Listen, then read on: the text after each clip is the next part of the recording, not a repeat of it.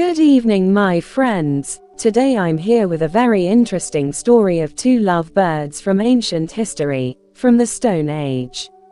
A crack of lightning split the sky. The mountain-wrapped village had already surrendered to twilight. Mist rolled down the slopes like sleeping spirits, and the river below thundered as if angry at the world. The rain poured without mercy, drenching everything: earth, leaves, rooftops, memories. In a wooden cottage near the river, Aru sat alone beside the hearth, flipping through a weathered book with ink-smudged corners. A dim lantern flickered above his head, casting shadows on the mud walls. Outside, the storm raged, but inside, the silence was sacred. Aru had never fit in with the rest of the village. He was not a drinker, not a dancer, not a man who sought attention. His voice was quiet, but his presence steady, like the base of a tree that has survived many winters. They called him the river's son, because he walked its banks more than he spoke to people. Some whispered he was haunted. Some said he was just broken. That night, as thunder growled across the sky, a noise broke through the monotony. Not wind, not rain, but something human. Faint, desperate. Aru stood up. He pressed his ear to the door. Nothing but wind howling. He grabbed his lantern and stepped outside. Cold needles of rain pierced his skin instantly, but he kept walking, lantern held high. And then he saw it. A figure, collapsed in the mud, just beyond the stone path that led into the forest. His heartbeat spiked. Rushing forward, he dropped to his knees. It was a woman, soaked to the bone, skin ice cold, a cut bleeding across her temple. Her lips trembled, but she made no sound. She was unconscious. No one else was in sight. The forest was watching, silent and endless. Aru didn't think. He wrapped his shawl around her and carried her in his arms, the rain slapping his face with every step. Back at the cottage, he laid her near the fire, lit the dry wood with shaking hands, and brought warm water. He wiped the blood, dried her hair, changed her into dry clothes, his old cotton shirt and a woolen shawl. He didn't know her name, didn't know what storm she had come through, but she was breathing. And that was enough. All night, he sat beside her as she drifted between sleep and fevered whispers in a language he didn't understand. Her hand twitched now and then, as if reaching for something lost. When dawn broke, pale and cold, she opened her eyes. Two eyes, like dark lakes, deep, alert, afraid. She stared at him for a long time, her breathing shallow. "You're safe," Aru whispered, his voice softer than the wind outside.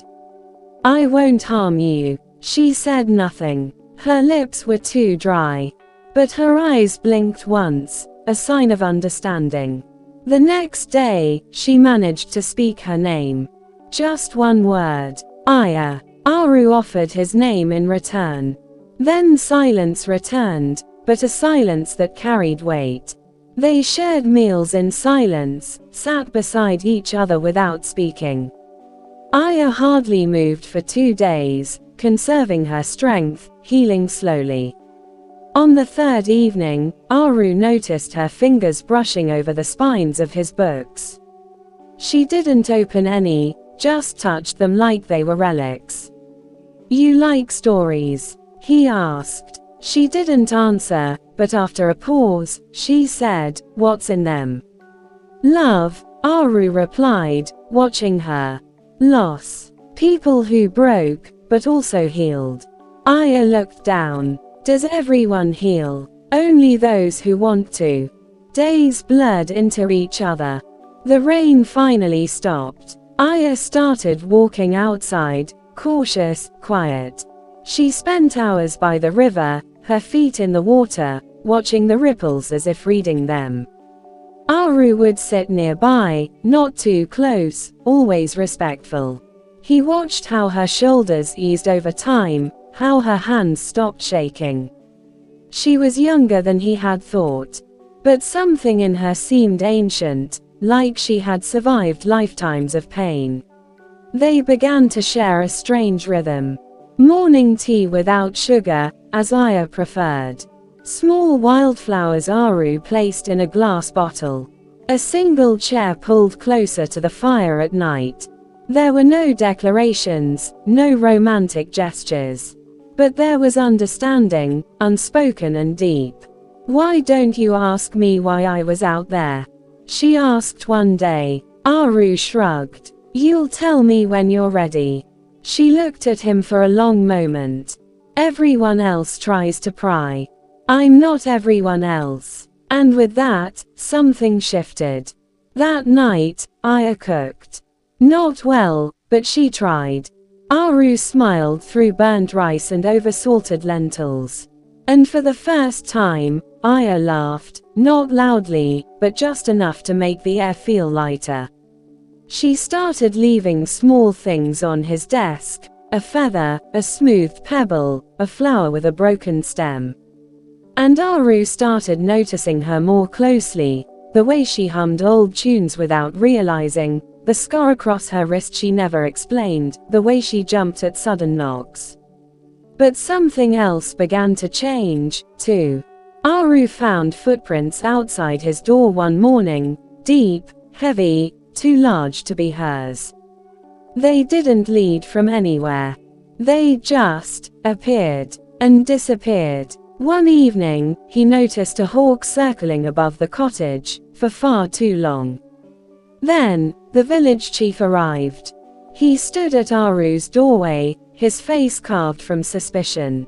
"You're hiding someone," he said. "I'm sheltering someone," Aru replied calmly. "She's being hunted. Some men came looking, asked questions. Said if she's found here, they won't spare anyone." Aru looked him in the eye. "She's under my roof. That means she's under my protection." "You're a fool," the chief spat before turning away. "This will not end well." That night, Aya sat near the fire, hugging her knees. "I shouldn't have come here," she whispered. "I've only brought danger to you." "I'm not afraid of danger," Aru said. "You should be. I saw something I wasn't supposed to see. Powerful people. Ruthless. They'd rather kill me than let me speak." Aru stared at her, then asked quietly, "Why did you run this far? Why didn't you stop in another town?" "I did," she said, eyes glistening. "They found me there. Twice." She paused. "And then I found the river." Her voice cracked. "I was ready to let go. I was just going to keep walking until it stopped." Aru's heart clenched. "You didn't stop. You survived." "I didn't survive," she said. "You pulled me back." There was silence. Then she asked, barely above a whisper, "Why do you care?" Aru hesitated, then said, "Because something about you feels like a story I haven't finished reading." The wind outside howled. Inside, it was warm. The next morning, Aya was gone. The fire was cold. The bed empty. Aru panicked. He checked the trail, the river, the shed. Nothing. Then he saw it. On the front door, drawn in dried blood. A circle, with a cross inside. Aru stared at it for a long time, his breath turning shallow. He didn't recognize the mark. But he understood the message. They had found her. And he had no idea if she was still alive. Thank you for watching this video. Stay tuned for next episode. See you soon.